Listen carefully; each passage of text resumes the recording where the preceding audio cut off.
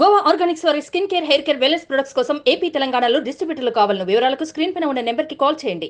వేసవి కాలంలో మీకిష్టమైన పండ్లు ఏంటి అని ఎవరిని అడిగినా అందులో మొదటగా వచ్చే పేరు పుచ్చ.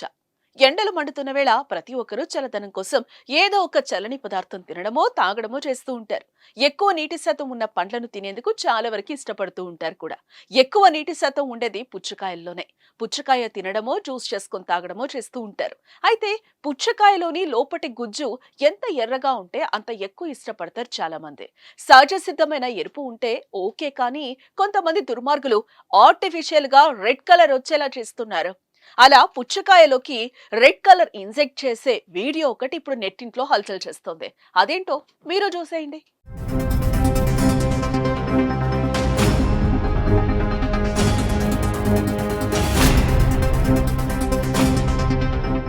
అక్కడ ఓ యువకుడు ఏదో కెమికల్లో నీళ్లు కలుపుతున్నాడు. ఆ నీళ్లు వెంటనే ఎరుపు రంగులోకి మారుతున్నాయి. ఆ రంగు నీళ్లు సిరంజి ద్వారా పుచ్చకాయలోకి ఇంజెక్ట్ చేస్తున్నాడు. దీంతో పుచ్చకాయ పక్వానికి రాకుండా కట్ చేసి చూస్తే ఎరుపు రంగు గుజ్జు కనిపిస్తుంది. అయితే ఎరుపు రంగు ఉన్న రుచి లేకపోతే డౌట్ వస్తుందేమోనని రుచి రావడానికి కూడా మరో కెమికల్ కలుపుతున్నారు. ఇలా పలు రకాల రసాయనాలు కలుపుతున్న ముఠా ఒకటి పోలీసుల కంటపడింది. అరెస్ట్ చేసిన పోలీసులు ఇలా ఎవరూ మోసపోకూడదని కల్తీ పుచ్చ తయారు చేసే విధానాన్ని వీడియో తీసి సోషల్ మీడియాలో పోస్ట్ చేశారు. అయితే ఆ వీడియో కాస్త ఇప్పుడు వైరల్ అయింది. ఇది చూసిన నెటిజన్లు రకరకాల కామెంట్లతో హోరెత్తిస్తున్నారు.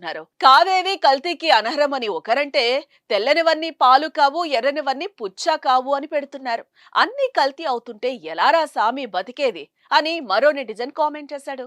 మరి మీ కామెంట్ ఏంటో మీరు కూడా పోస్ట్ చేయండి.